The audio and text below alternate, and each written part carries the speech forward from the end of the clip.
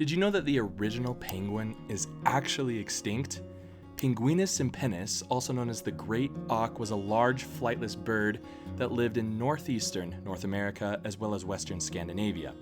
It had lived alongside humans for hundreds of thousands of years, but in the blink of an eye, it disappeared from the earth forever. What caused this bird that was once so abundant to go extinct? All of this and more coming up here on the Extinct Files.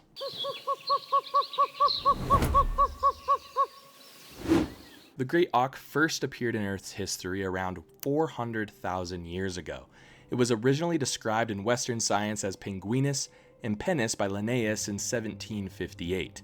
Penguinus meaning penguin, which was the name given to the bird by fishermen in Newfoundland during the 16th century. Yes, the first described penguin, an actual penguin on this earth, is actually extinct. Later on in history, science would call the similar looking but not related at all Antarctic species as penguins, and that's what we know as penguins today. The bird was so abundant in Massachusetts Bay in the early 18th century that everyone knew them as penguins in the area. The second half of its scientific name is impennis, which means wingless or flightless.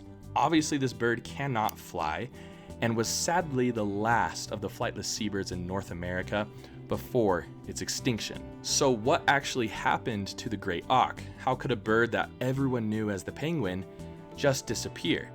And what role did humans play in its demise? First, it's important that we get to know this species a bit more to understand the full scope of the story. The great auk was a large bird, about 28 inches tall or 70 centimeters. It was flightless, and it looks a lot like the razorbill, which is still alive today. This is also the great auk's closest living relative. It weighed about 5 kilograms, so it was much larger, I think about 8 times larger than the razorbill is. In the summer, it had a blackish brown plumage with a white belly, as well as a white patch on its face in front of the eye, and 6 to 12 vertical white lines on its large black bill. During the winter, the white spot in front of the eye would almost completely disappear. In the 16th to 19th centuries, the great auk was known to be found in and very common in the northwestern Atlantic Ocean.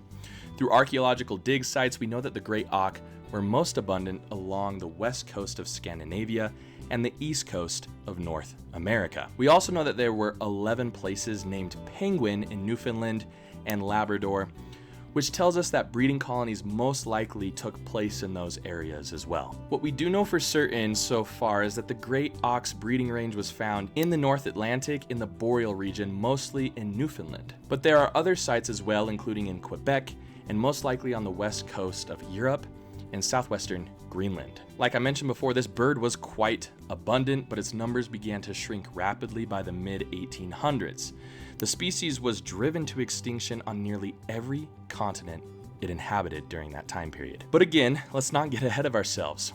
The great auk's habitat was rocky islands during the breeding season, but for the rest of the time, it was almost exclusively hanging out on the water. It most likely chose secluded islands to protect itself from humans and other predators like polar bears. The largest colony documented was found on a place called Funk Island. During migration, it would hang out on banks, and during the winter, it kept close to fishing banks in northeastern North America, as well as southwest Greenland, hanging out with the Atlantic puffins that are still around today, and the dovahkies, which are also in those regions today. The great auk was a top marine predator, and it filled a similar niche to the Antarctic penguins that are down south.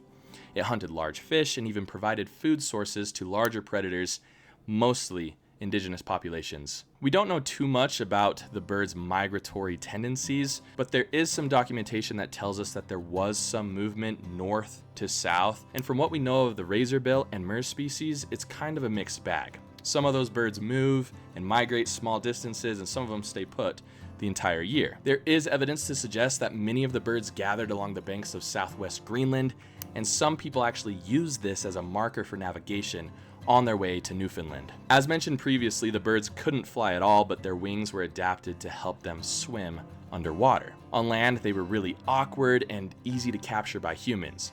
For this reason, humans decided that they were dumb and stupid because they couldn't escape them and they could just grab them with their hands. But in reality, they probably thought the exact same thing about us entering their domain in the water. We think that they were monogamous birds, but the razorbill does branch out occasionally to people outside of its monogamy.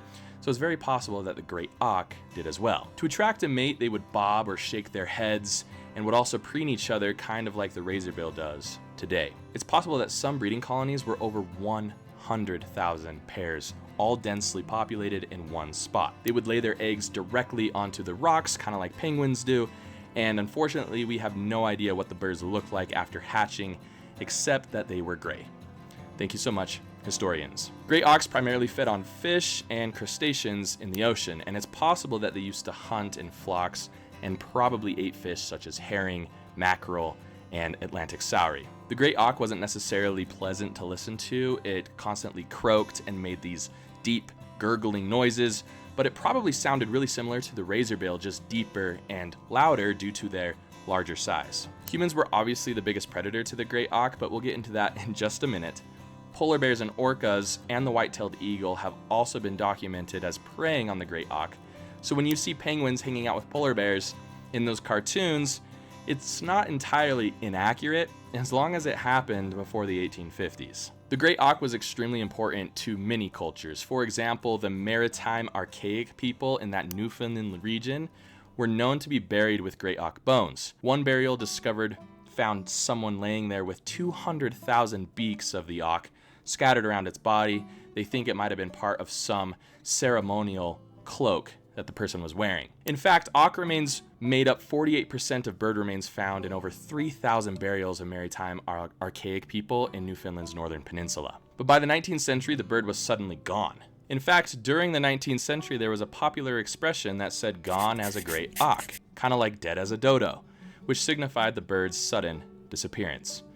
But again, what happened? Humans and great auk had been living alongside each other for hundreds of thousands of years. In fact, we know that Neanderthals were eating them more than 100,000 years ago, based off of archaeological digs. We know that the species had been doing fine as a food source for humans for, again, millennia, so what changed? Things went downhill real quickly with the rediscovery of Newfoundland by Europeans. There is a little evidence to suggest that their populations initially dipped due to the Little Ice Age, which allowed polar bears to cross over and prey on their colonies a lot easier, but recent evidence suggests that the human exploitation of the species was the primary driver for their demise. By the 16th century, the great auk was a hot commodity in Europe for its down feathers.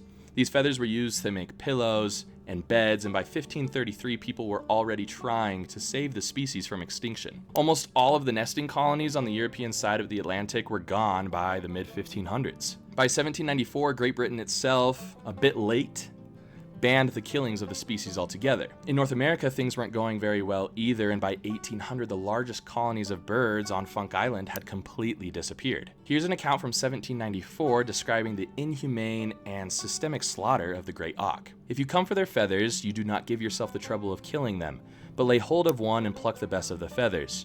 You then turn the poor penguin adrift, and with his skin half naked and torn off, to perish at his leisure. This is not a very humane method, but it is common practice. While you abide on this island, you are in constant practice of horrid cruelties, for you not only skin them alive, but you burn them alive also to cook their bodies with. You take a kettle with you into which you put a penguin or two, you kindle a fire under it, and this fire is absolutely made of the unfortunate penguins themselves.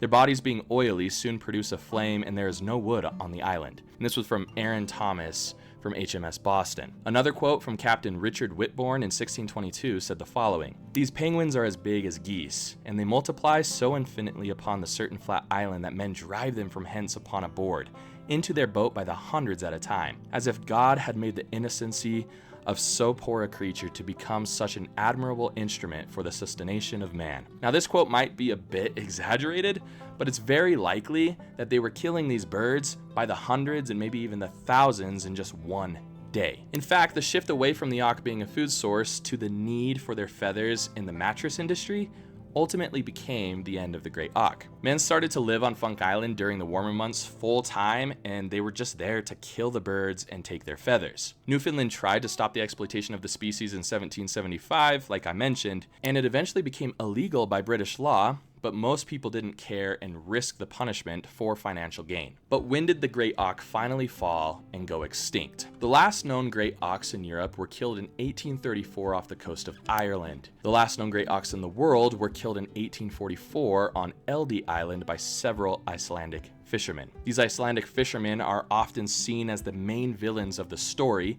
but this equates the single action of a few to the thousands of actions by European and American moneymakers. The industry of the rich and their need for comfort and luxury was the real reason why the great auk went extinct. What's worse is that the great auk was probably extinct in the Americas by the early 1800s. By 1841, explorers only found the remains of great auks and piles of their bones on Funk Island, indicating that it had been some time before the species had been there. To make matters worse, as the bird became closer to extinction, museums got hyped up about the rare value of having something of the great auk in their collection, so they sent out all these collectors to kill and collect the eggs of the remaining great auks around the world. In just a few centuries, the harmony between humans and the great auk that once existed for hundreds of thousands of years was no more. What's interesting is that this isn't where the story ends. One more mystery needed to be solved. The small group of Icelanders that took out the last of the great auk on Eldey Island had been hired by a Danish merchant wanting to make a fortune off of the rare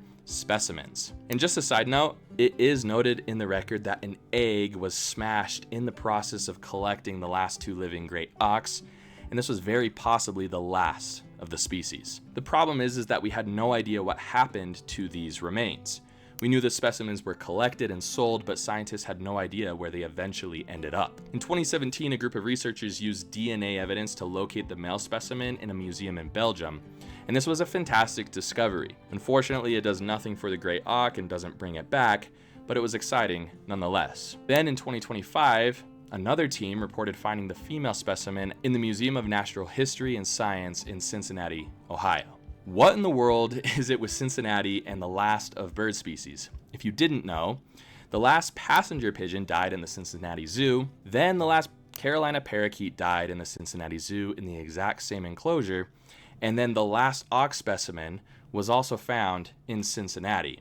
Such an extremely strange coincidence. I'm sure there's no relation there, but it is odd that these things keep happening in Cincinnati. Anyways, how did they get there? Well, Jessica Thomas was a PhD student at the time, and she was obsessed with the great auk's story. The pair of the last auks actually had a pretty decent paper trail, and the birds that were originally collected arrived in Reykjavik in June 1844, where the skins were prepared and their organs were placed in jars of whiskey for preservation and then sent to Denmark. The organs then remained in the museum in Denmark, and the skins were sold to collectors. The skins then bounced around between collectors and then to museums, and in 1847, the Royal Belgian Institute of Natural Sciences bought a skin from a dealer in Copenhagen that claimed it was one of the last great auks in existence, and this was the male specimen that they eventually tested and found out. But what about the female? Well, in 1974, the Cincinnati Museum paid $25,000 at an auction for a great auk specimen from an avid bird collector named Vivian Hewitt in the UK. So Thomas took some DNA tissue from the specimens in Cincinnati and sequenced the mitochondrial genome with that of the organ jars kept in Denmark, and boom, they found the perfect match, and the female was finally rediscovered. So what does the great auk's story teach us about the world? Well, it's really a cautionary tale.